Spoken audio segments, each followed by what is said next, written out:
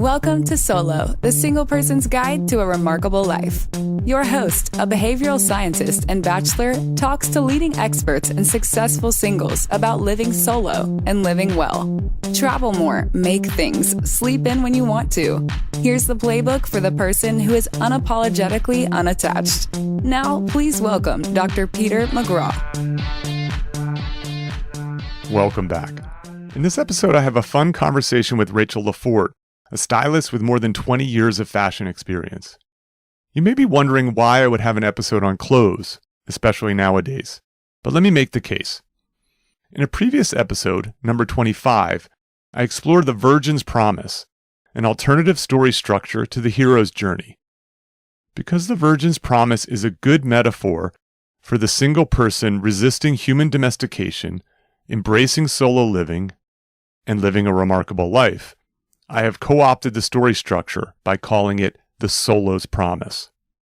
An important part of the structure is the protagonist begins to quote-unquote dress the part as he or she fulfills their promise. For example, Cinderella, in her transformation, it begins when she puts on this beautiful ball gown.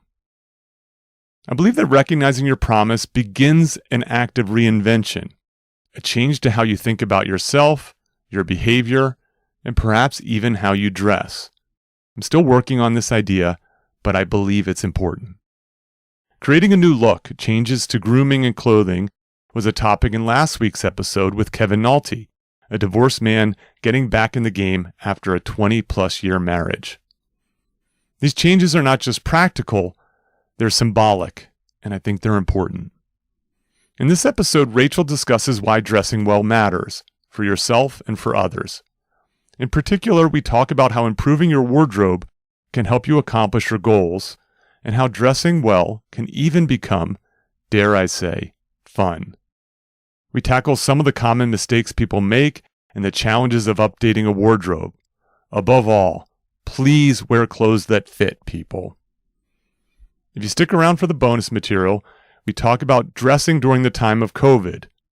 Rachel suggests starting your wardrobe edit, getting a fashionable friend or professional to help you find the clothes that you should lean into and the clothes that don't look good on you. And either you donate those clothes or you get them tailored. This process will help you identify some gaps, especially the basics, that you can fill for when the pandemic ends. Obviously, this episode isn't for everyone. Soon after taping it, I read the book Party of One, The Loner's Manifesto by Annalee Rufus.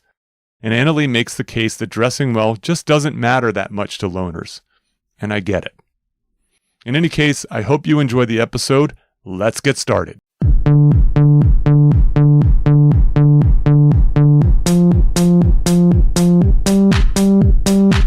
Welcome to Solo, the single person's guide to a remarkable life. I'm Peter McGraw. Today's guest is Rachel LaForte. Rachel is a personal stylist with 20 years of experience in fashion. She studied fashion in New York, London, and Paris, and now resides in Denver, Colorado, where she works for J. Hilburn, a custom clothes company for men and women. For the last 10 years, she's also done personal styling for both men and women, and she's helped me vastly improve the way I dress. Welcome, Rachel. Thank you. Rachel, it's good to hear your voice. You too, Pete. Thank you. Thank you for having me on. Yes, I'm excited to do this. So I want to start with a callback story to some early episodes of Solo. Okay. So there's a movie called Limitless with Bradley Cooper. Have you seen this movie? I have not seen You've this movie. not seen this movie. So I need to see this. It's a good Bradley Cooper film. Anything with Bradley Cooper, really. I get it. What's that man not good at? He's good Right? at everything. Right? Now we know he can sing. Yeah, so in this movie, he's a writer who's a bit of a loser. So he's kind of, he's sort of a smart guy, but he's just, he drinks a little too much. He procrastinates a little too much. And the story is about him getting his hands on this genius drug called NZT. Essentially, you take this drug and you get to use your entire brain. You essentially become a genius. Now, in that movie, he takes this genius drug, and the first thing he does is he tidies up his apartment. And any listener of Solo knows how much I like tidying up. Yep. It changes everything. It does. It's a little bit of a cheat code for just getting things started, making change in your life. Yeah. And here it is. A genius tidies up. The next thing he does, and this comes up in one of the episodes called "Dude, Get a Haircut." He goes to a fancy salon and he gets a haircut. Okay. And we know Bradley Cooper has great hair. Yeah. And so he walks out of there with this amazing hair. Uh-huh.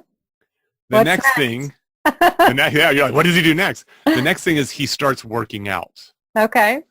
Again, any listener of Solo knows how much I believe in health, eating right, fitness, and so on. Rachel. Yes. Guess what he does next? I can only imagine. Does he go shopping? He updates his wardrobe. All right. So there's a scene of him getting fitted for a leather jacket. Nice. And so he goes from this sort of schlubby guy to this, very good-looking, put-together guy, especially the clothing. And so my argument is, if the geniuses are doing it, if the people who take NZT are doing it, why shouldn't us mere mortals also think about this? I think Bradley Cooper is giving us very good advice. He is. You're right. I think those are all really important things to just step it up. Indeed. So let's start this off. Why does dressing well matter? So why does a genius recognize its importance? I just think it changes your whole attitude, and it changes how you do everything. How you put yourself together and walk out the door, it can change your day. It affects your confidence, and then you do a better job at whatever you do. When you got it going on, when you look good and you look good, then you've got that spring in your step, like, damn, I look good today. It matters. I think that's right. So I think there's a tendency for people to think that you dress well for others. And there's truth to that. There is truth to that. Yep. But I agree with you. I think that there's this level of confidence when you feel comfortable in your clothing, when you know you look good. Mm-hmm. And obviously there's a lack of confidence when the opposite is the case. Yeah. So if you're self-conscious about the way you look and you're tugging and pulling and you just don't quite feel right, maybe your clothes don't fit well, maybe you're a wrinkled mess and you didn't have time to press or whatever it may be, if you just don't even know why, but you just don't feel right in what you've got on that day. Yes, I think that's right. It affects you. So, I mean, and I think that is true, that when you feel good about yourself, it just helps you become a better person. It just, you move through the world with more aplomb. That idea of, it's just easier to be a better person when you're feeling better. Well, yeah. I guess because when you're confident, maybe you're happier also, and then you're doing a better job. And so it's a compound effect, right? I think it all adds up. Yeah. So my personal story with this is, as a professor, I dress up when I teach. That's cool. So especially, and you'd be amazed how many professors don't do it. And I see it as putting on a costume of sorts. That I transform myself from this regular everyday person into someone who is about to put on a performance. I see it a little bit like theater. Yeah. In the same way that you dress up an actor, I dress up as a professor. And I think it does, is when I walk into the room, I feel more confident. You feel ready because you put on the correct clothes for the job. Did it do something in your brain to make you feel ready? Absolutely. You're presenting. Yes. And that's the other thing, is I think it does matter for other people. Yeah. People, I talk to people, especially men. I think women are a little better about understanding this than men. But a lot of men say, it shouldn't matter how I dress. I shouldn't be judged by the fabric on my body. I should be judged by my expertise and my abilities, my ability to understand the material and to communicate it clearly as a professor. It shouldn't matter what I wear. Right. Your response? Yeah. So a lot of women, I've heard that from women too. Okay. Women have told me, sometimes I do speaking engagements about dressing professionally, how to add style with your wardrobe. And I've had women also tell me that it shouldn't matter. Mm-hmm. And so I think men and women, have this argument. And I think they're right. It shouldn't matter. It shouldn't matter. It shouldn't matter. I mean, you're right. It's your inner beauty that counts. However. Yes. If you say it shouldn't matter, right? It matters. It does matter. Unfortunately, the fact is it matters. And there are so many studies about it that we're judged so quickly, subconsciously, what do they say, 7 seconds or 3 seconds, that somebody forms a judgment about you and they don't even realize they're doing it. And so, you can be in denial and say, well, I am who I am and it doesn't matter. Mm-hmm. Sure. But what I say is that you've spent so much time and money on your education, and, maybe you've got a master's or a PhD and you keep going and you've put all this effort into honing your skills and becoming the amazing person you are. But then you sell yourself short if you don't look the part. And maybe you don't have to look like you're wearing, you don't have to look like the lawyer if you're the lawyer, right? Or look like a professor stereotype. Yes. However, if you just present yourself, then you're more apt to have a conversation, and then you can share what an incredible person you are. It's more opportunities. I think what it does is it opens people up. Yeah. It gives you the benefit of the doubt. They pay more attention. What I say with me, so when I dress up, just for the listener to get an idea of what it is I will wear a suit or slacks and a sport jacket and a button down, no tie. Mm-hmm. Yeah. And with some sort of dress shoes or kind of like upscale sneakers. Yeah. Depending on how I want to make it look. Yep. And what I think that says to first of all, these poor students have to look at my ugly mug for hours on end. I might as well give them the best visual that I can give. I'm sure they appreciate that. Yes. The other one is that it says to them, I take this seriously. It does. I care about this. This is important. Yep. It's important enough for me to put together this outfit, for it to be well pressed, for it to match, for it to fit well. Yeah. And so it conveys, not only does it convey the importance, but then it also sort of conveys a bit of my own confidence. It does. In this. And then that probably gives them, when they have confidence in you, when they know you have confidence, they have confidence in you. Mm-hmm. Yes. Right. And I like that you sort of dress it up and dress it down. So you look polished, but you also look approachable, right? Yes. Because you're not wearing the tie, so it's just a little bit more relaxed, but yet the sport coat or jacket, it steps up your level of authority in a way. Mm-hmm. And then the shoes, when you're intentional about it, you can totally dress down the shoes. As long as it looks cool and polished, right? There's a way. Yes, that's right. Yeah. I'm not putting running sneakers on. So right. we'll get into that a little bit about having a look, because I think that's a useful thing. I'm not suggesting anyone should dress like me. Right? That's not what this is about. That's not what this is about. I don't want to create mini-me's. No. But can I add one? I want to get your reaction to this idea that I've been fussing around with is, so there's this sort of level of, okay, I'm going to try to enhance my wardrobe because it's going to help me move through the world with more confidence and more comfort. Secondly, despite my protests that it shouldn't matter, it's going to help me achieve the goals that I want. Yeah. Whether that be professional goals or personal goals, so being treated in a positive, respectful, professional way, having my insides sort of match my outside, Yeah, so to speak. yeah, yeah.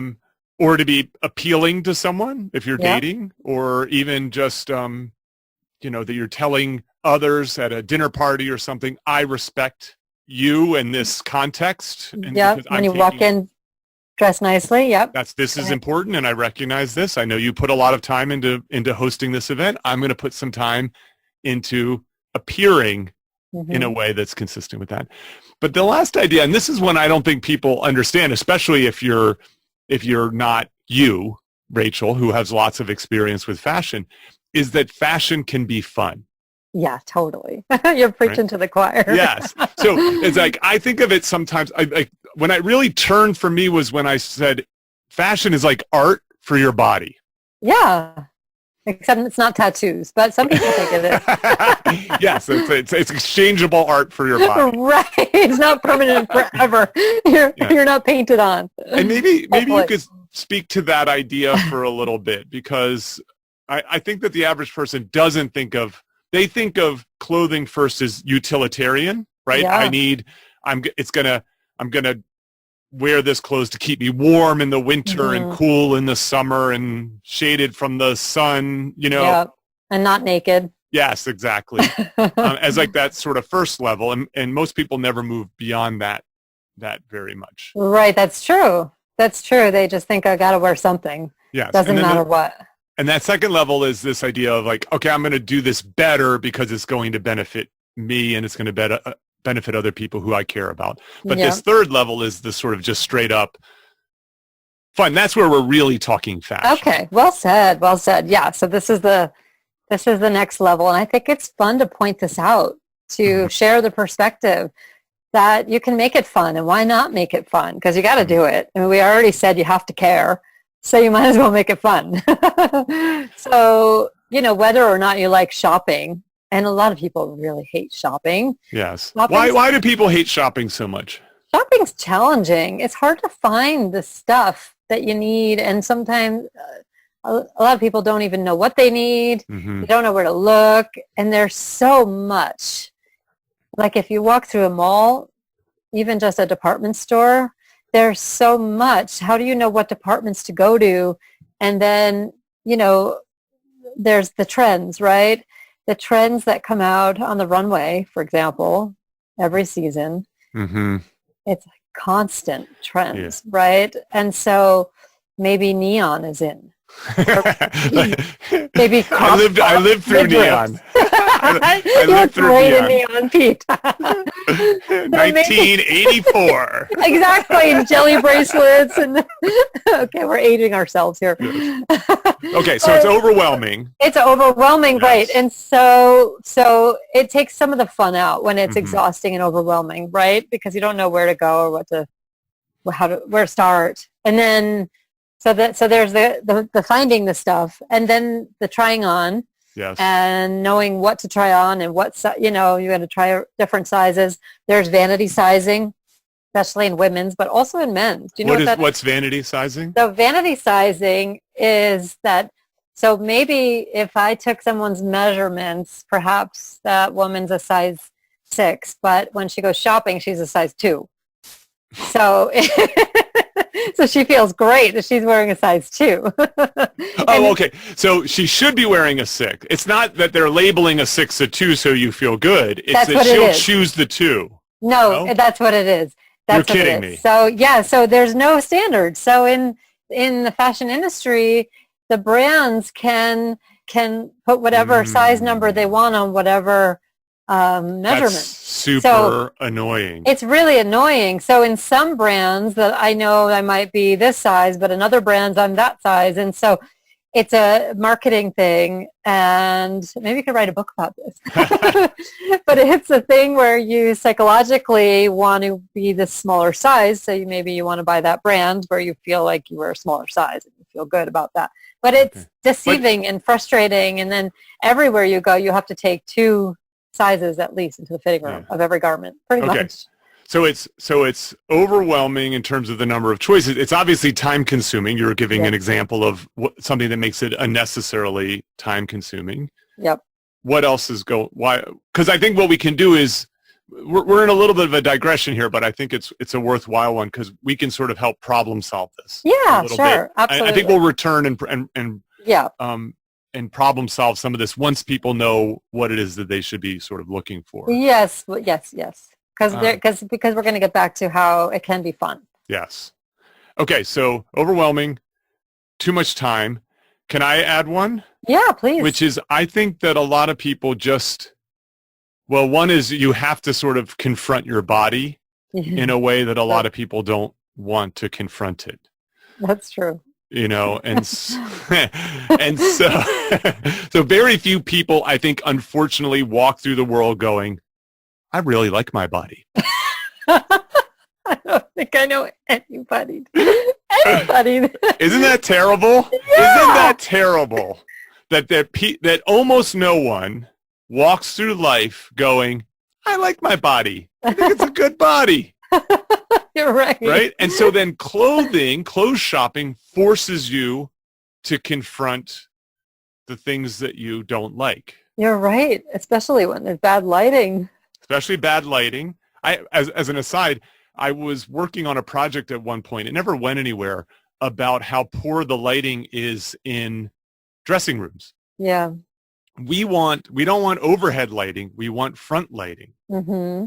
Because front lighting is the most flattering lighting. That's the kind of lighting you have when you get photographed professionally, and right. And that you have with filmmaking and video and so on. And that we live in a world though of overhead lighting, like shadows on your head. It's terrible. Yes. Yeah. And so it forces you to confront your body. And then the other one is, I think that the average person never has really given too much thought about what works for them. Right. And they have no training. Like, where do you learn? Right. That's so true. What a good point you bring up, that this is not an innate skill of learning what's flattering for your physique, what looks good on you, and not just about the size, but there's proportion as well. And knowing, so should I dive into a couple tips here? Or well, let's do this. Let's talk about. Yeah, I think that's good. Let's talk about some of the typical problems you encounter, because I think that's probably what you're headed to. Sure. So it's different for men and for women, okay. And with men there's vanity sizing as well, but with women, so a couple of things. Let's say. When I work with a lady on her wardrobe edit, before we start, what's a wardrobe edit? Oh, sorry. A wardrobe edit is when she would like help going through her closet to update and to look at what she already has and say, is this working? Is it not working? What should I get rid of? What should I get? And what else? And then I ask, well, maybe we can rework this in a different way, or maybe we have it tailored and then it works better or differently. And I make a shopping list as we go, saying, you know what, these trousers would be perfect with a different heel height. You need a different shoe, something like that, for example. But what I'll ask her before we get started with the questionnaire, I'll ask her, what are there parts of your figure that you want to de-emphasize? Are there parts of your figure that you want to accentuate? So that way I know what she, likes and doesn't like about her figure. And also ask, of course, if she's changing her figure, working out or trying to lose weight or whatever. But a lot of women will like something about something, maybe not their whole body, but they'll like something. Maybe somebody feels that she has great shoulders or great calves or ankles or whatever. Yeah, sure. Or, and want to accentuate. And then maybe she wants to de-emphasize her hips, for example. And so there's a way to do that dressing with smoke and mirrors. It's trompe l'oeil. So we can, play with that with proportions and darks and lights. Okay. So, all right. So the editing, so you have this questionnaire. What are your goals? What do you like about yourself? What do you don't like? What do and what are you working on? Yeah. So you have some of that. And then an edit, if I understand, so an edit is a lot like editing a book. That is, okay. There might be things you cut from the existing wardrobe. Yep. Right? Like, you have not worn this polyester blouse since 1979. Ouch. It's gone. We're donating it. Right? I think we've done this in your wardrobe. We have done a wardrobe edit for me. Yes. And it's a difficult thing to do, I think, for people, because they have to confront their bad choices. They have to confront maybe their body has changed, like this thing doesn't fit anymore. Right. And then there's this thing called loss aversion, which is the loss of throwing it away or donating it looms larger than the gain of the space in the closet and the mental clarity that you never have to wear it again. Well said. Yeah. And so that's why Marie Kondo, oh yeah, she's brilliant. She uses her does it spark joy. Yeah. So her spark joy standard is designed to focus you not on the loss of the thing, but on the beauty or the greatness of the thing. I think that's really smart. I do too. It's genius. It is genius. I think a lot of people, we laugh about it and make fun of it, or some people do, but I think it's really smart. Yes. Yeah. So there's the things that cut.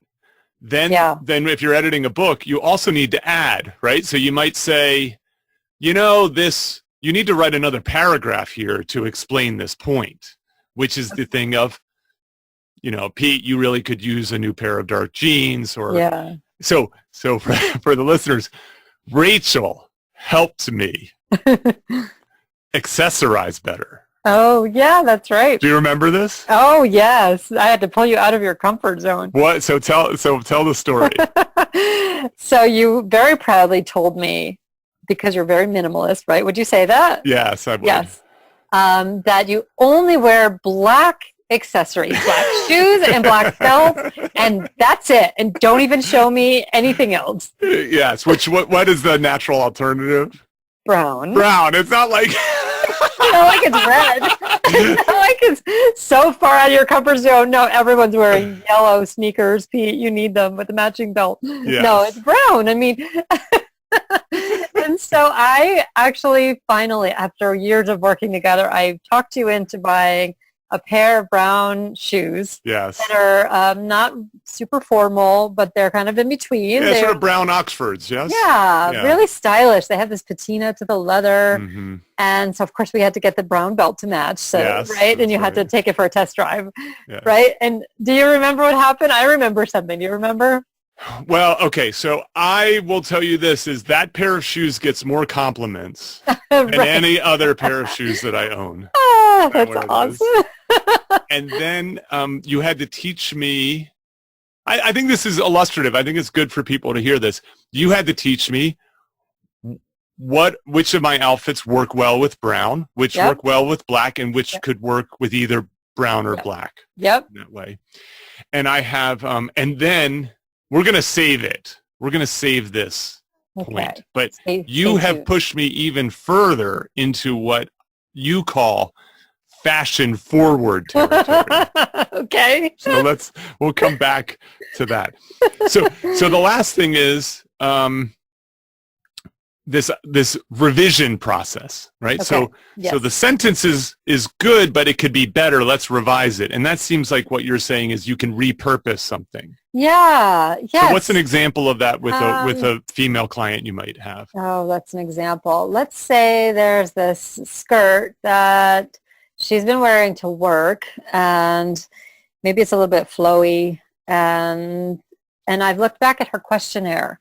And in the questionnaire, I've also asked her questions about adjectives she wants next to her name, such as, how do you want to be perceived? And what is the look you're going for? And what is the style you want? And, what do you want your colleagues and your customers and potential dates, or your husband or whomever? Oh, this is a solo show, but you know what I mean? Like, how do you want people to perceive you? By the way, I do have married listeners. Okay. They come in two forms. The first one is they have a solo mentality. So maybe they don't live with their husband or wife, or maybe they do live together, but they just believe in not being merged as much, being much more independent. And then I have married people who listen because it's like singles porn. They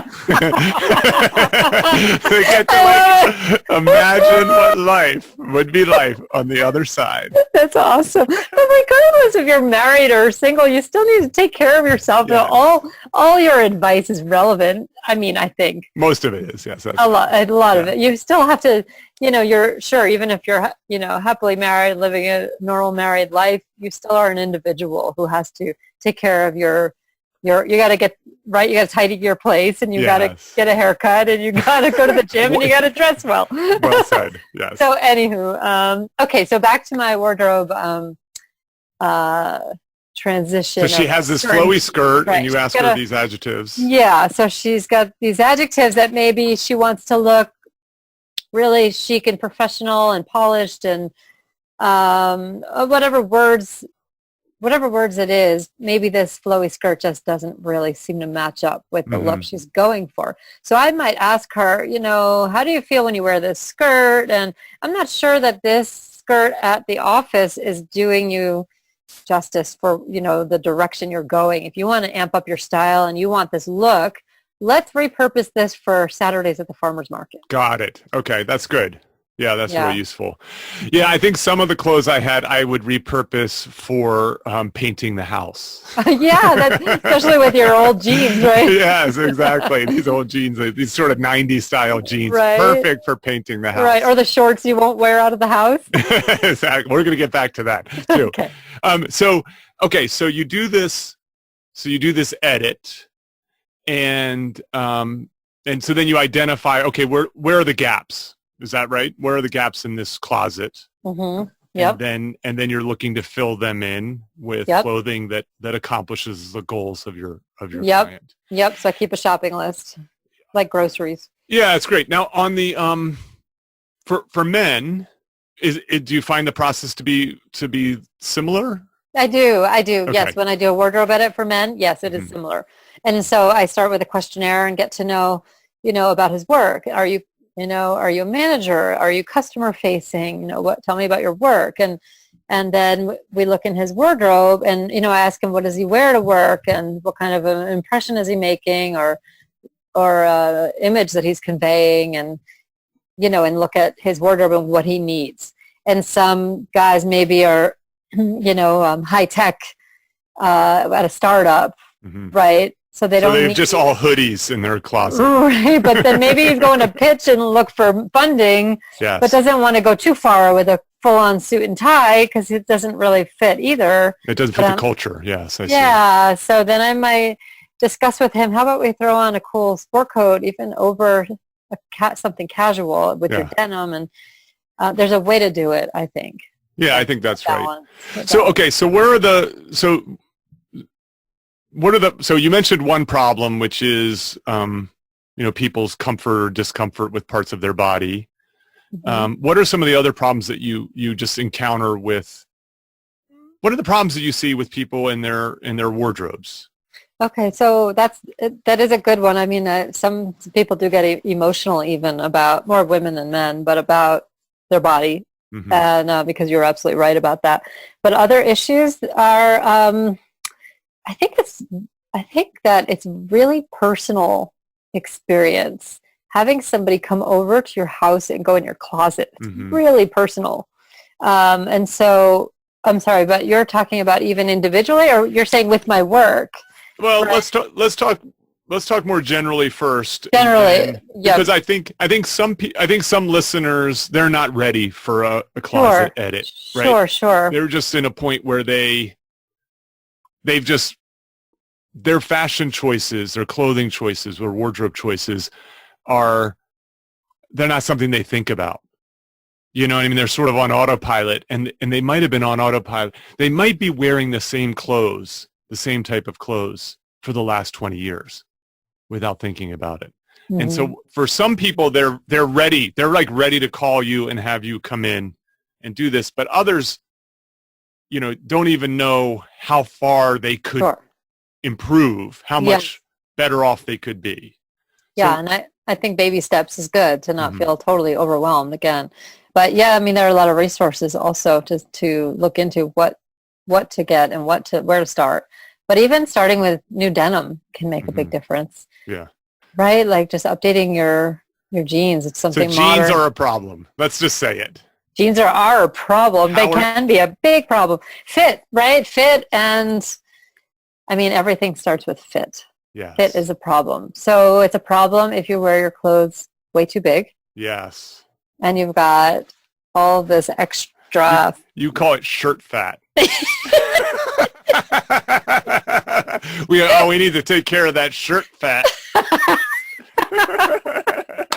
I'm so sensitive, huh? No, it's fine though, because shirt fat is fine, right? It's not yours, it's the shirt. Yeah, it's a lot easier to get rid of shirt fat than it is to get rid of fat. Right? So yes, I think that's right. The tailor is a quick fix that you can't do at the gym so easily. I agree with you. So it took me many, many years to start wearing clothes that fit me. Mm-hmm. Now, for me, it was, so I'm long and lean. Yeah. And the problem is I have long arms. And so if I wanted to buy a shirt off the rack that the sleeves fit, Yep. I would buy an extra large. Oh, Also, because I'm a guy who grew up, with Sylvester Stallone and Arnold Schwarzenegger films, like that was at a time where big, beefy guys were the kind of look versus nowadays, which is a much sort of more lean, muscular but lean kind of. like Bradley Cooper. Yes, exactly. Yeah, more Right. of a classic, just natural V shape on a guy. Yeah. And so I'd wear an extra large because I didn't want to be a large. I wanted to be an extra large, And so then I would wear a shirt that fit in the sleeves Yep. and then maybe fit in the length, but had this billowing under, right? Yes, enormous. And then I would tuck on the you. shirt in, and it would. Did you do the thing where you push it to the back? God, I probably did everything, and then the same with, I didn't have these big muscular legs, you know what I mean? And so I would wear these pants. The problem, of course, was getting that to work. And the problem, like if you're a thin guy, but you want to try to look bigger and you wear bigger clothes to look bigger, you just look like a skinny guy in a tent. Totally.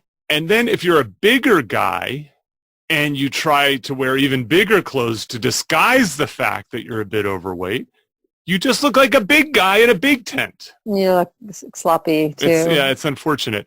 And so I think you're right. Like a lot of people, they don't wear clothes that fit. And I think part of the problem is clothes that don't fit on the big side are still comfortable. Yeah, for sure. A lot of people prefer to dress for comfort. And when they wear clothes that are so big, you just kind of look bigger than you are. Mm-hmm. And some people even want to hide their figure when they're not confident in their bodies. They want to hide and cover it up. Yes. But I have experienced, helping somebody dress in something maybe even it's a little more tailored and more fitted, but not tight. There's a difference, right? It just fits.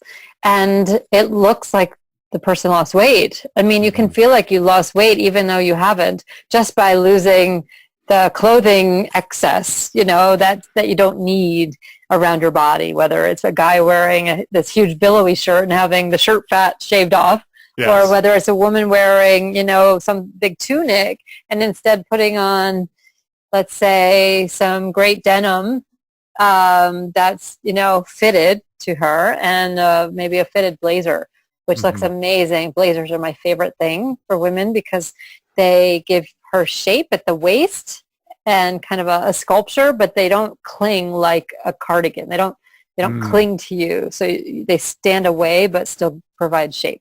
I see. Yeah, that's fun. I like that idea. Yeah. I think the tough thing about the clothing that fits is that there's not an easy off-the-rack solution, right? Because off-the-rack clothing is built for an average, if there's for a man, it's small, medium, large, extra large, extra large, right? Right. And so the problem, though, is I'm a large in some ways, an extra large in others, a medium in yet other ways, depending on what part of the body is connected to the clothing. I know. You always have to compromise off the rack. And so the first solution is find a good tailor. Exactly what I was going to say. Your tailor, go to the tailor. When you shop, just know that tailoring might be an added small expense to plan on, Yes. because it will make the clothing that much better. Mm-hmm. Now, if you find that, like $3,000 dress marked down to $10 and you're so psyched about it, but and it needs just a little tweaking at the tailor, great. But if it needs a whole new cut and reset the whole thing, if it needs too much tailoring, it's not worth it. Yeah, I see. So keep in mind the amount of tailoring. And a store associate, if you're shopping in a store, will be able to guide you in this. And some stores offer alterations also. I see. And so if I remember correctly, so for a man's shirt, let's talk about some shirt fat, right? So, Yeah. so a guy, the key, of course, is making sure that the shirt fits off the rack in terms of the neck. The neck.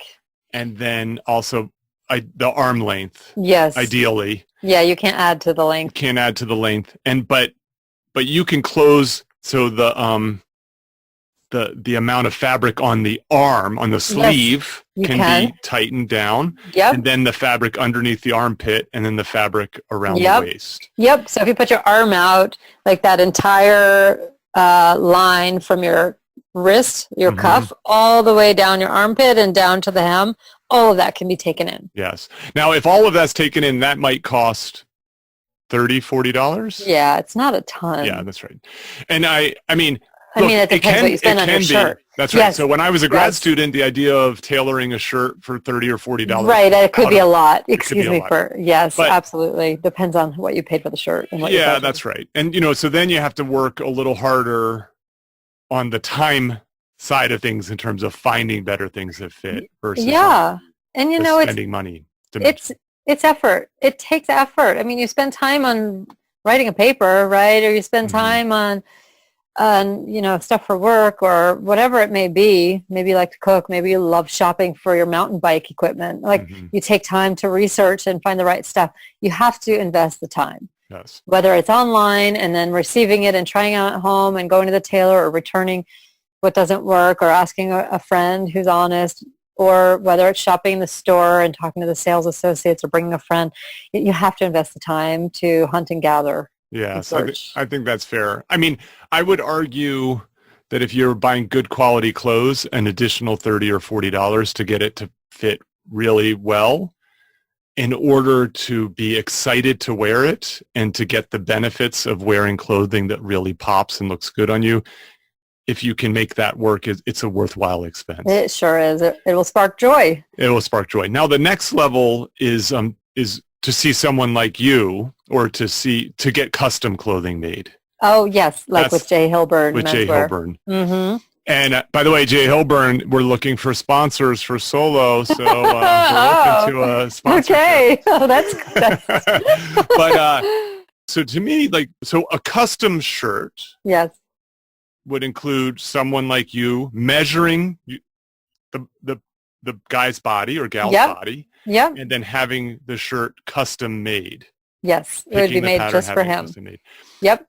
My personal experience with you is it's not that much more expensive than buying a shirt and having it tailored. Right. It sounds really expensive, custom made, but it's not as expensive as you might think. Mm-hmm. I mean, we do custom shirts now for $100. Is that right? Yeah, that's great. I mean, it's not as expensive as some people think. It must be at least $200 or something. But there's a variety. There's a range depending on your fabrics. So, and then there are sales, of course. Right, of course. Yeah. I mean, again, I recognize I have listeners who are 22 years old who are just getting this, going to middle-aged folks, to people who might be close to retirement, where they're not really thinking that much about dressing for work or whatnot. They have a much more casual life. Oh, funerals. Is that what you were going to say? That's not what I was going to say. Okay. I look good at those funerals. I do have a lot of guys that tell me they need to have that black suit just in case.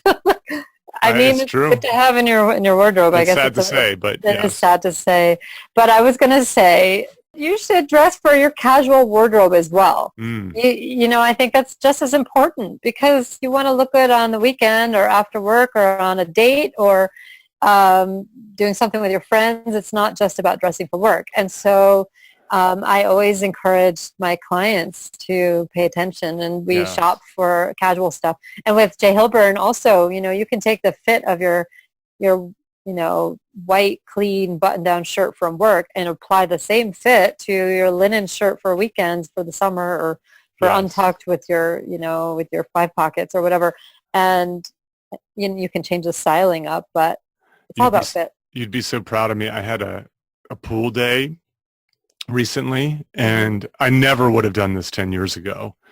But I have this sort of, I need to get another suit, but I have this sort of old style blue bathing suit with white stitching. Okay. It's a great suit. I love it.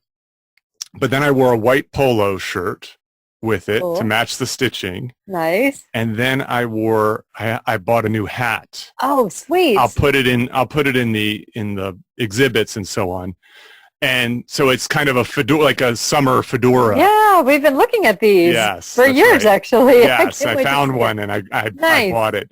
And then a pair of like sort of Wayfarer style sunglasses. Oh, you must look so cool. And barefoot or shoes? I was wearing flip-flops. Okay. Because I was in a suit and stuff like that. Yeah, I was in the pool or at the pool. But I could imagine sort of a more casual sneaker that I could probably have used with that. But I'm not going to bore people with that. But I just wanted to say that, even like normally what I would have done, with the pool is you put on a baseball cap, put on a T-shirt, and then your bathing suit. And you don't think about it. You don't even think about it because you're going to the pool. Right. And so on.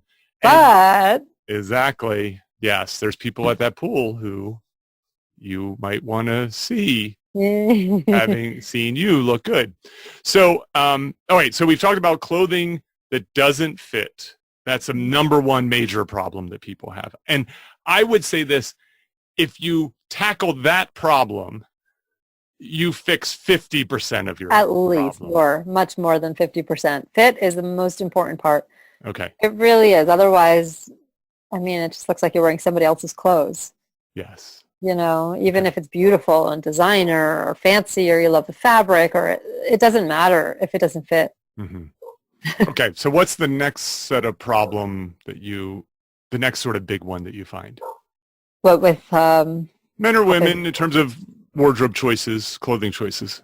So I think that some people, just don't know like what to put together, how to put the outfit together, and also how to accessorize. But I guess that's more the icing after. But it's, sometimes where to start. Or and when I do speaking engagements, I teach, and I do more for women than for men. Some mixed for companies, but for women, I've done these seminars about how to build your professional wardrobe with style, for example. Okay. And I always start with wardrobe basics. So basics are like the black pants. Mm-hmm. Or the navy pants, or whatever it may be, and how to, like, where to invest, where to save, like what looks good, and then kind of creating these building blocks to then create your outfits around. And the building blocks, sure, they could be boring, but then we add the fun afterward. I look at it as that the basic things, like the basic pants, the basic blazer, let's say that these are the blank canvas. Mm-hmm. And the accessories are the paint. And then the trendy stuff can also be like with the accessories and the fun stuff. Well, yeah. So it's interesting to hear you say this. And I think it goes something like this, which is, if there are these kind of clothing for certain circumstances, for clothing for occasions. Yeah. And if you lack the clothing for that occasion, now you either skip the occasion, which is, I think, unfortunate. Yeah. Or you wear something that's not appropriate for the occasion. Yeah. And then how do you show up and be confident? How do you show up and say to the people who are hosting the occasion or part of the occasion, oh, this is important to me? Right. And so I think that, I think a lot of people get into trouble. I think guys get into trouble with this a lot. Oh, yeah. So there are guys who they have clothing for work and they have clothing for tailgating, but they don't have clothing to go on a date. Right. Or to go to a dinner party. Right. And so now they're in this space. It's just not appropriate, and it's hard to feel good. Yeah. When you don't. So you might be missing. So what you're saying is basics. Like, so you might need a professional sport jacket, but then you also might have a more casual sport jacket. Yeah, maybe something fun, and depends your personality too. Maybe, sure, the navy blazer, but what about the fun, like burgundy plaid sport coat if that's your personality? It's got a cool lining in it. So yeah, something to express your personality, something casual, something for those occasions. And it takes time to, like we already said, it takes time and effort, but especially with custom clothes, you need to plan ahead and say, okay, I'm going to set myself up. So it takes a little extra planning. Because it takes time to order these things. They're made just for you. So it could take 4 weeks or so plus your fittings to make sure that the fit is correct. Or if we have to tweak it a little bit at the tailor, we will. So plan ahead and get the things that you want to set yourself up with in your wardrobe. So when those occasions come up, you've got it. You're ready. And you have the versatility that, okay, this blazer could work at this, dinner party I'm going to, this cocktail party, this swanky event downtown, or it could work for a date night at the theater, or it could work, just different ways. Yes. I agree. It does take a little bit of planning. I think one thing that people don't recognize is, yes, it's a lot of work, but once you have the sort of basics, and especially if you do a good job getting stuff that works well for you and is good enough quality, and you take care of it lasts for a while. It does. You don't have to keep at it. It doesn't have to be as much work after the initial sort of fixed cost. That's right. And especially when you determine the sizing, especially if you shop J. Hilburn or any custom clothes, then you know your fit. And then it's much easier. Once you're fitted, it's much easier. You can even order custom clothes online, which is cool. We do a Zoom session. Even, shopping the stores, it's an investment of time to figure out what works. But when you have those basics and you get them in the better quality, this is where you invest. You invest in better quality because, like you said, you don't want to have to shop for new black pants every season if you're a woman buying black pants. Indeed. I'm going to offer another one and get your reaction to it. And this, we've already alluded to it a little bit, which is you're wearing something terribly out of date. So you might either be wearing something that is very clearly connected to a fad or a time period that has long passed. We've already talked about, like, baggy jeans are clearly way, way out. They're not just a tiny bit out. They're way, way out. Or you're wearing stuff, you're 45, but you're dressing like a 20-year-old. Oh, yeah. That's another issue. And that happens with men and women. Yes. It does. It does. Like like the mini skirts. You told me not to hold back, right? Yes, please don't hold back. So if mini skirts are on the runway and they're one of the trends and they're all over the stores and they look so cute on the mannequins and they look so cute on, the 22-year-old who's home from college or just graduated college, it doesn't mean everybody should wear them. Yes, that's right. Yeah. Right. Even if you have great legs. Sometimes it just looks a little too young and it looks kind of off. Yeah. Look, I have my own pet peeve, which is middle-aged men and their shorts. Right. That's right. American middle-aged men wearing shorts, not at the gym and not at the beach. And not at the ballpark. Yeah. Like, the world does not want to see your pale, hairy, middle-aged legs. Or your toes. Or your toes. Oh, yeah. The other one is flip-flops at brunch. Right.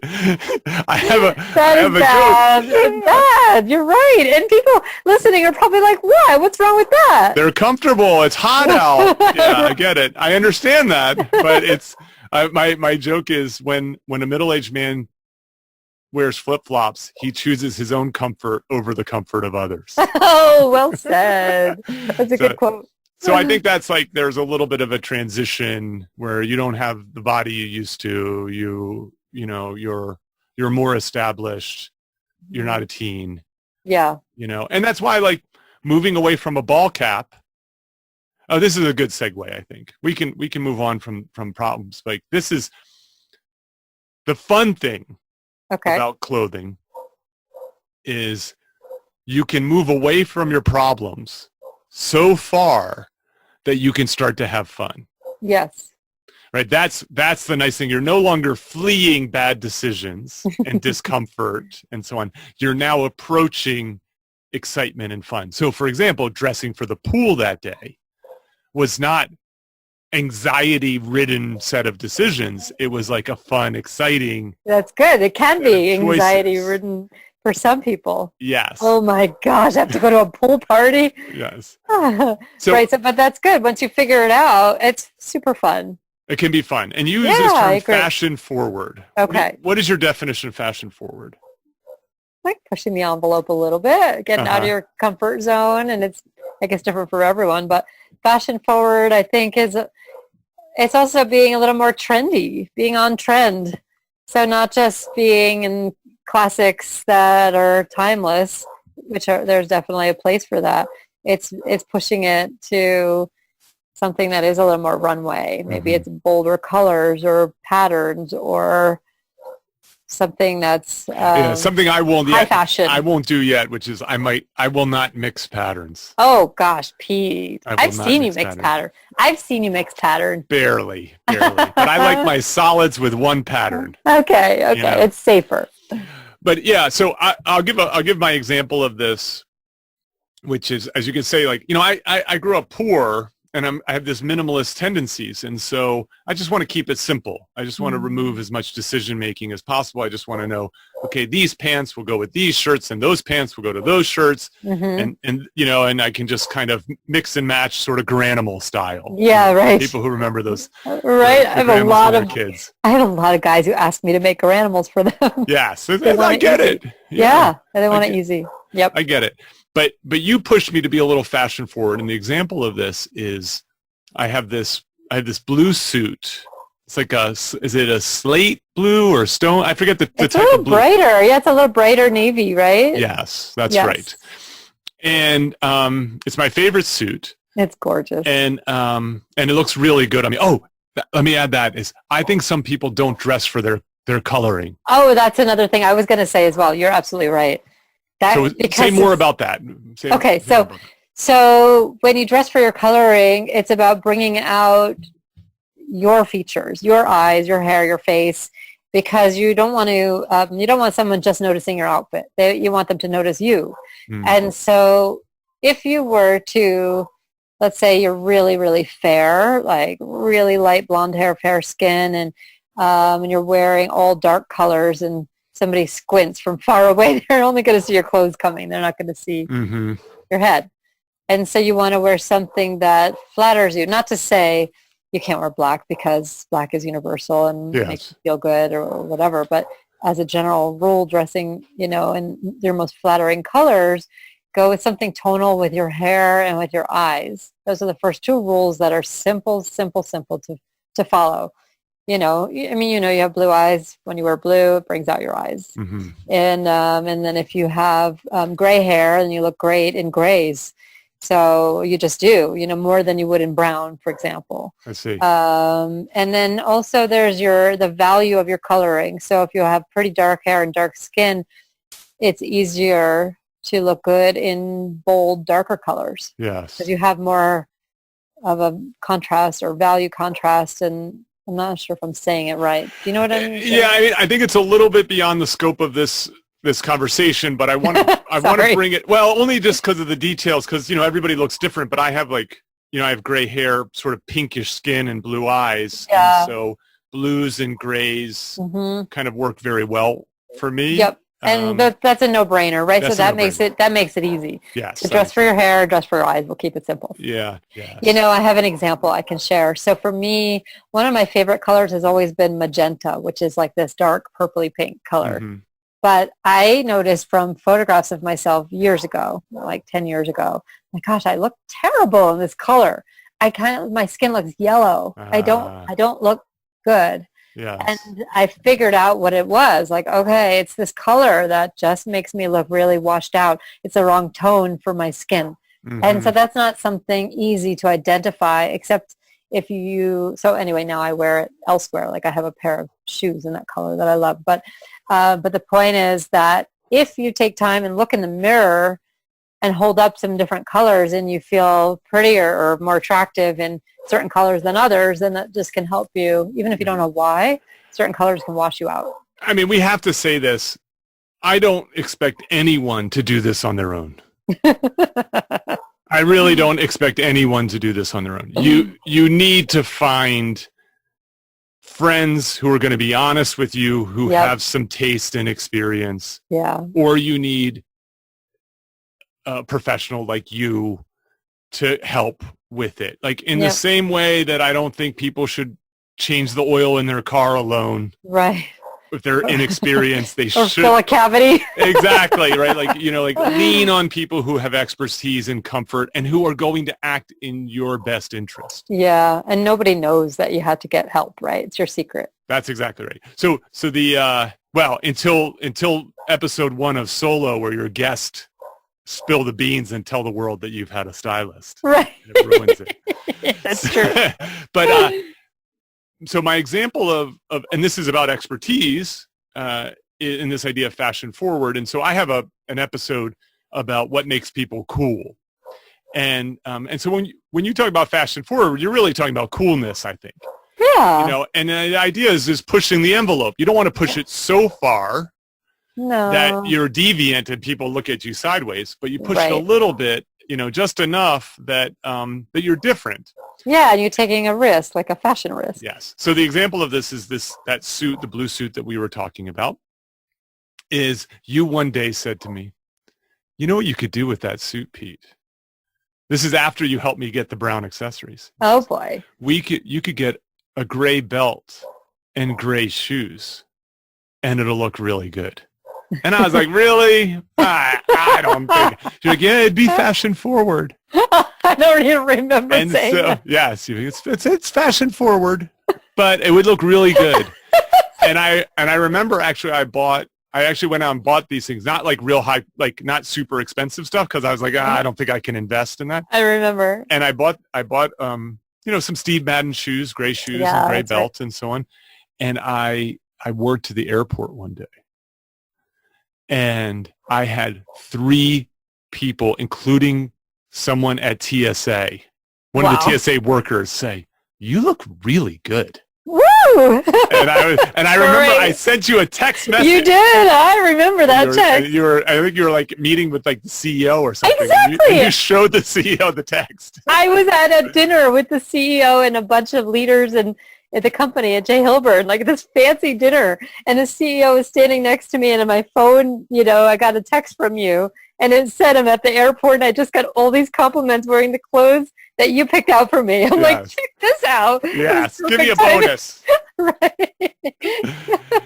So for a guy, it might be a little bit different kind of accessorizing, or it might be this idea of kind of, it might be like a sport coat in a situation where most people are a little dressed down,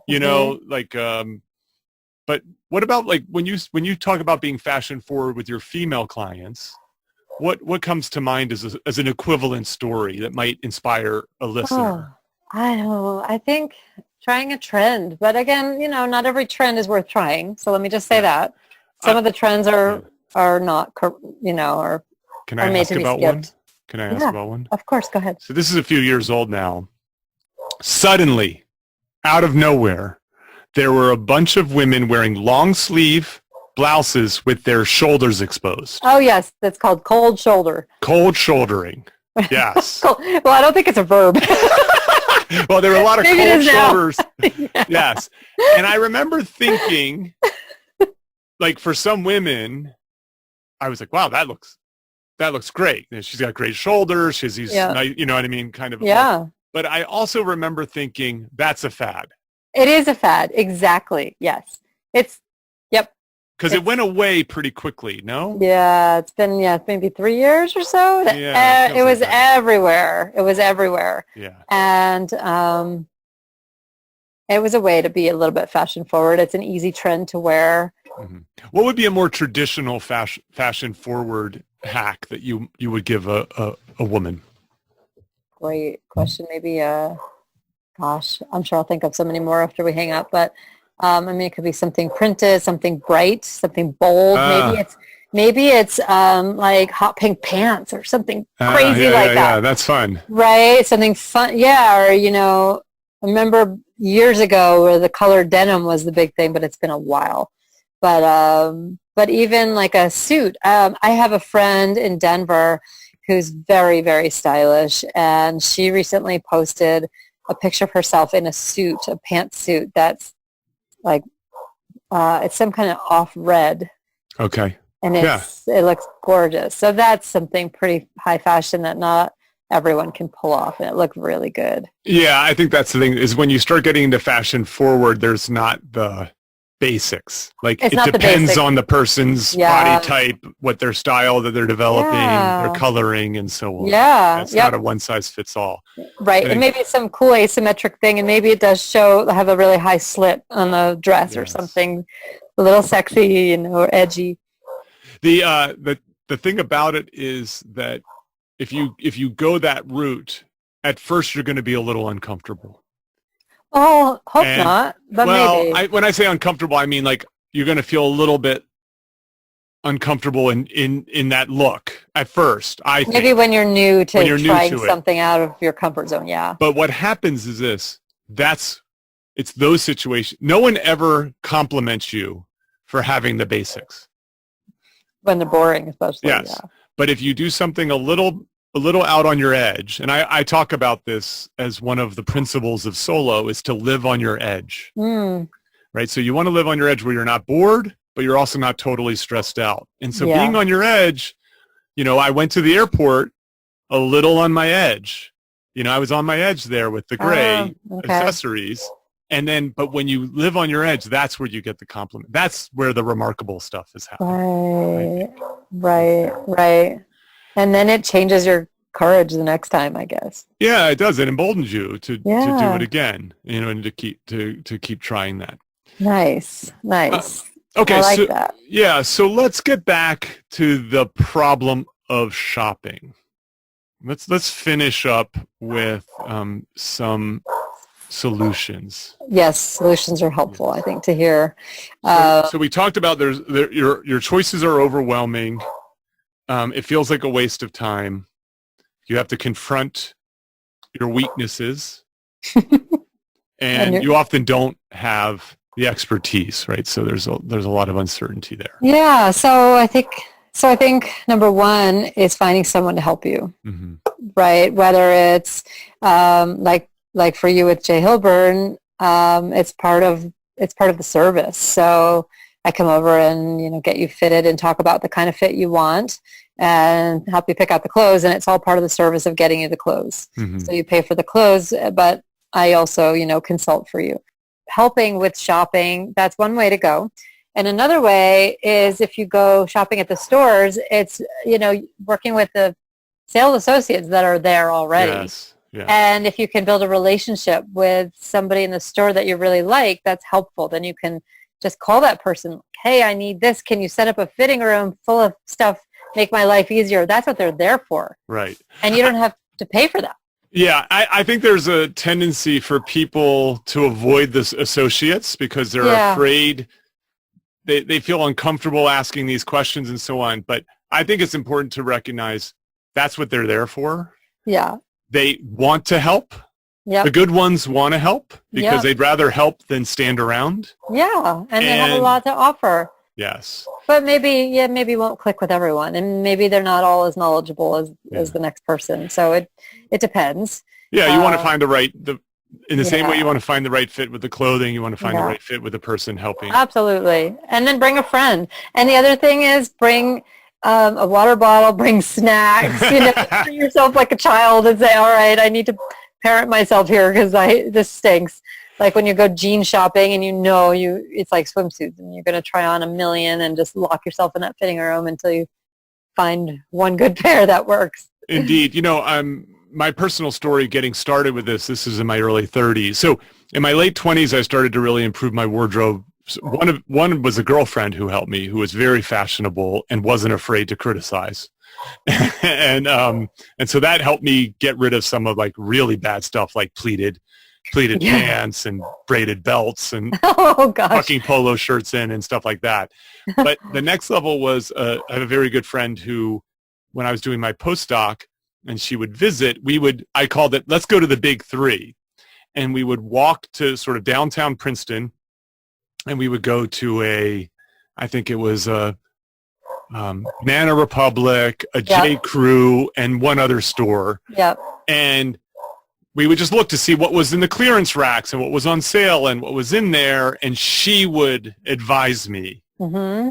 about what would work and what wouldn't work and would tell me what would fit. I mean, I remember her saying to me, Pete, you have to stop wearing clothes that are 1 or 2 sizes too big. You have to stop doing this. And good thing she pointed that out. So many Yes. people have no idea they're doing that. That's right. So that I agree with you, having a friend do it. And then there's these other options. There are some personal shopping. Like Yep. sometimes like Nordstrom will offer this, Yes. for you give them your sizes and they have it waiting for you. Yep. There's things like Trunk Club nowadays Yep. and other versions of this Yep. that will send you clothing Yes. and you can try it on in the privacy of your own home Yeah. and Send it back what doesn't work. Yeah. You know, That's these are all very imperfect. Right, They're all right. imperfect, but they do solve some of the problems that people have. Mm-hmm. Yeah. It takes a few go arounds at least to, receive the things you like. And it's still an effort because then you still have to ship stuff back and try it on. But like you said, there are benefits of all these different things. And just remember it takes effort. You have to put in the effort. Yes. Yeah. And then I think the issue is it's hard to get around. You're either going to have to throw time or money at this problem. And it's a little bit a matter of understanding where you are with your financial situation, where Mm-hmm. you are with your time situation, Yeah. and how much you want to be able to invest in this. Because you can go crazy and spend thousands and thousands of dollars. Yes. But I would argue that you don't have to spend that much to make wild improvements. I 100% agree. Absolutely. I think that, and with me, like if somebody hires me, sure, that's an investment, to pay for the service, but then I shop everywhere and anywhere. We could spend all our time at TJ Maxx or Nordstrom Rack Yes. it doesn't matter, and I'll look for quality, of course, and I'll look for fit.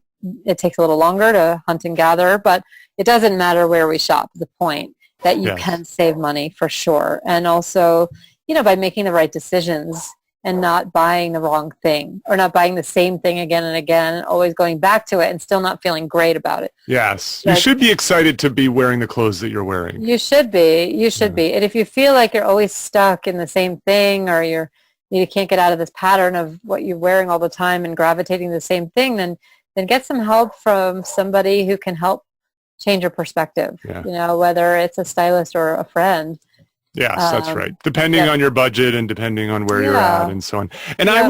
I would just say is, start slow, start Yeah. making the improvements, and then you can build on these things. I recognize a lot of people are completely overwhelmed listening to this. It's a Oh, little so too we much. should give some tips. We should give some tips to simplify. Let's finish with some tips, and then what I'd like to do, we'll come back with, if people want to stick around for the bonus material, and I want to just talk briefly about COVID dressing during a pandemic. Oh. But we'll come back to this. So what are some tips that you want to leave the listener with? So, okay, so make a shopping list. Go look at your wardrobe and think about, even back up. Think about how you want to look. Think about how you want to look. Like, what are some adjectives? If you call someone and your name's on caller ID at their house or their office, what do you want them to think about you, right? So, okay, I want to look professional. I want to look cool, or I want to look whatever it may be. And then go through your wardrobe and think about, do I look good? Does this fit? Do I look professional? Think about those adjectives. Does this look cool? And you can have a friend come over and do that. So make your shopping list on your own as you do this. Like, I love I love these jeans, but do they fit? Not really. They don't fit anymore. So, okay, put it on the list that you need new jeans, right? So keep going with shoes, with everything. Then on your shopping list, you can prioritize a few things that you need. Think about your work right now. What do you need for your work? And again, we'll talk about that in the bonus material, right? But generally, what can you prioritize? And there are so many sales right now. Think, okay, I'm going to prioritize new jeans. So maybe just, look at 3 places, or maybe even start with one place, a department store that has several brands, and order a few pairs of jeans and maybe it's in the next size if your old jeans don't fit. Try them on at home, go through that process and like, okay, I found some great jeans, check the box. Mm-hmm. So I think you could do that with a couple of categories and take baby steps. You don't need to push yourself out of your comfort zone yet. You don't need to take fashion risks yet or add all the fluff and fun until you feel like your clothes fit. Mm-hmm. Start with what you have. And if you feel like, like these dress shirts that I have, you're a guy, I love these shirts, but, they are a little billowy. Or, my neck's really big. I had to go up in size, but they're too big around my waist. Maybe you work out and you have a V, or maybe you've got long arms like you. So I'm going to take these to the tailor. Mm-hmm. There's a place to start. Absolutely. Have them fitted. And that's a great place to start because you'll just feel like, wow, my clothes fit so much better. And I didn't have to spend a fortune or a ton of time. I see. Yeah, I think that's good. And again, I think it's important to, if you can, lean on folks, friends or professionals for advice, encouragement. Yeah. It takes a village. It does. It does. It takes a bit of a village. I think it's a way, sounds counterintuitive, but it's a way you could save money. Yes, I agree. That's great. That's a great starting point. Rachel, thank you so much for doing this. I hope it's helpful for people. It's just so. Good to get people to start thinking a little bit and say the world would be a better place if more people dressed well. I think there's something a little bit throwback about doing it. Yeah, you're right. Classic. I like the way you said that. Yeah, and I agree. I think it feels good when you feel confident. It's all about confidence. Yes. Well, I thank you for doing this, and I thank you for helping me look better. Oh, my pleasure. So, thank you. Thank you for your trust, and thank you for having me on the show. What an honor. It was great fun. So if you folks want to come back, you want to stick around, we're going to talk in the bonus material about COVID. But until then, cheers. Cheers. Thanks, Pete.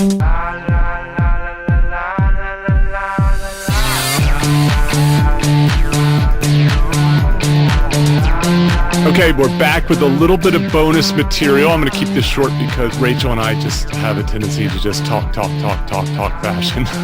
But I want to talk about COVID dressing. So, I think there's sort of two things that are happening right now, and I want to think through actually, there's three things that are happening as I think about it. So the first one is people are just wearing pajamas all the time. Yes. I get that sense. The second one is they just don't have opportunities to be out in public and to be social and to wear their full wardrobe. And then the last one is masks. Right. People are wearing masks. So what have been your thoughts and about those topics or anything else that's come up during this pandemic as people are sort of quarantined, isolating, social distancing, and so on?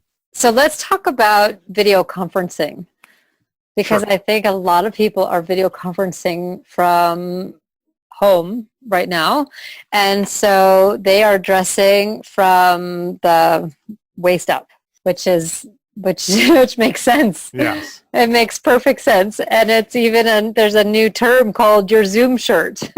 Yes, I've heard about this where people just have a shirt on a hanger and they just put it on before a Zoom call. Right, and throw that sport coat on, but keep your gym shorts on the bottom, which is what a lot of people are doing. Pajamas on the bottom. Yes, and. and your button down on top or your blouse or whatever. So my warning is that if you're on this video conference and you have to get up for something, you could be busted. Yes, be careful. Yeah. Be careful. Yes, you might just want to throw on, even if it's a pair of jeans, throw something on the bottom that's not your pajamas or, cover your boxers, do something. So can I add a quick thing to that? Yeah. So I think that Zoom shirt, the choice of that Zoom shirt matters. Yeah. The getting a good pattern or no pattern, a solid probably works better than a pattern because of the you don't want it too, because the camera, you don't want it too tiny of a pattern. Yes. It could be a bigger pattern though. And then the other one is getting their lighting right. So yes, you want to be front lit rather than top lit. Yes, and the other thing is the position of your computer camera. Yes. So if you so the lighting is huge. Like if you have a window and you can put some kind of a table in front of the window so you're looking at the light, then the light is on you and your camera sees the light on you, but then lift your computer up off the table, so put a box under it or anything. It should be a little above eye level, kind of looking down a tiny bit. Okay, yes. so Yeah, just not too high up, so it's looking way down on your forehead or your cleavage. Yes, good point. Watch out for that. And not too low, so somebody's seeing your nose hairs either. Yes, that's right. Okay, so what else comes to mind in terms of COVID for you? Yeah, I mean, the masks you brought up, that's a thing, right? That's definitely a thing. And It can be potentially a fashion statement. potentially, it's a new accessory. Yes. Love it or hate it. Yes. You could just wear a medical one that you throw away, and that's fine. It doesn't have to match. But if you want to wear a fabric one and you want to make a statement or you want it to coordinate, Yes. then go for it. It is another opportunity. Well, I talked about sponsorship from Jay Hilburn. We do have, Solo has a sponsor. And it's Rapture Masks, Cool. as in Rapture with a W, as in wrap it up. Oh, nice. Well, And so if you go to rapturemask.com, WRAPTUREMASKS, Got it. rapturemask.com. Rapturemasks.com. That's right. They have a black mask, and now they have a new white mask. Both look very sharp. They're 100% machine washable, antimicrobial, and you can use promo code Rapture Solo for a discount. Nice. And I'll put a picture in the exhibits here. I wore that same hat that I told you about earlier with the mask and a black polo, and I look pretty good in it. Good for you. It's kind of a decent look. That's good. That's good. You wear the black one? The black mask? I or wear the white black one? mask. Black. Yeah. Cool. With that one. Yeah, that's good. So I have an idea. I want to get your opinion about it. Like, I get it. Like, especially if people listen to the episode and they go, well, that's all really nice, but I'm not going to be dressing up for a long time. I know. I see it as an opportunity. Okay, tell me. Right. So, you have to be home a lot more than you would be otherwise right now. What a perfect time for a closet audit. Yeah, it's a perfect time. Right? You have time. What a perfect time to start identifying the things that need to go. Yep. The holes. Yep. And then now, because of mail, you can start to do wardrobe-y type stuff. You don't have to actually go to a store. Right. As much. Right. But I think getting started in terms of just cleaning out your closet is a good first step.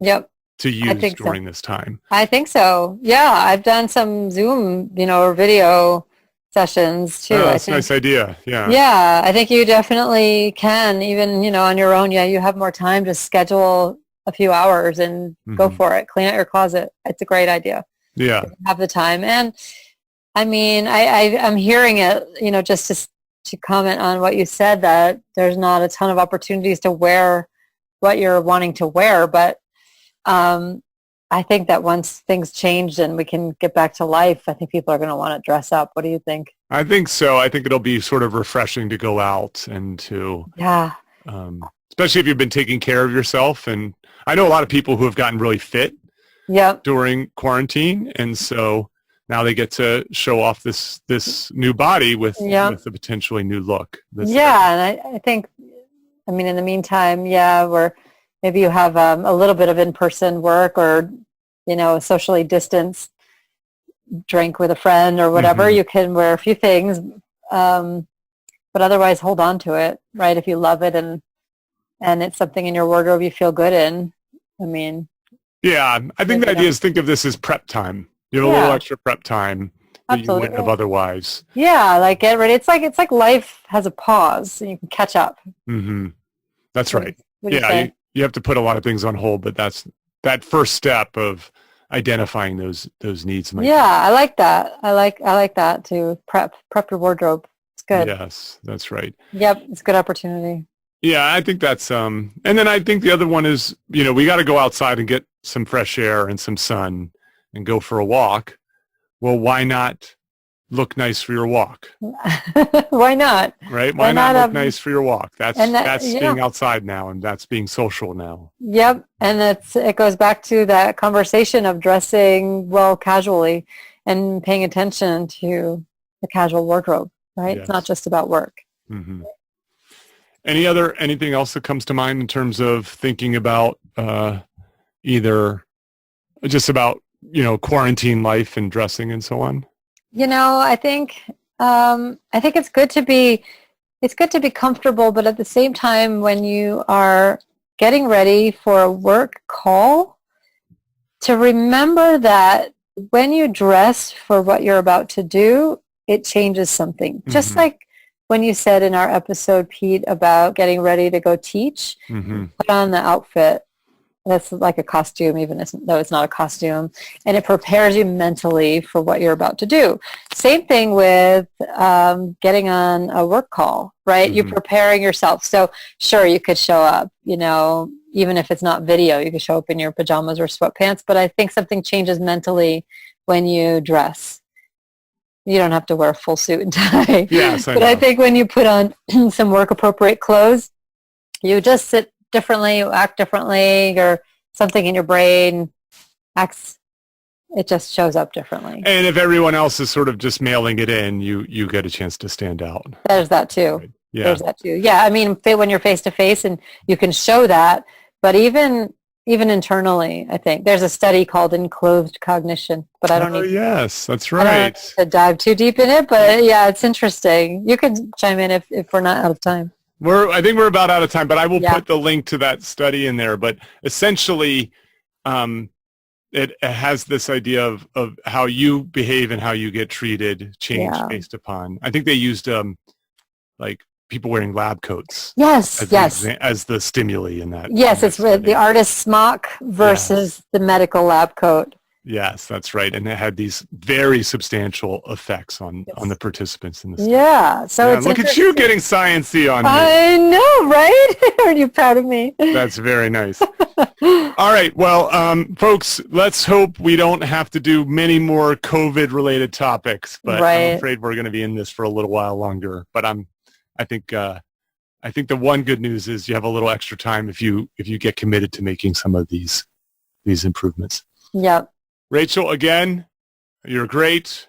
I really appreciate your time. Thank you so much. This has been so much fun. My pleasure. Cheers. Cheers. Thank you for listening to Solo, the single person's guide to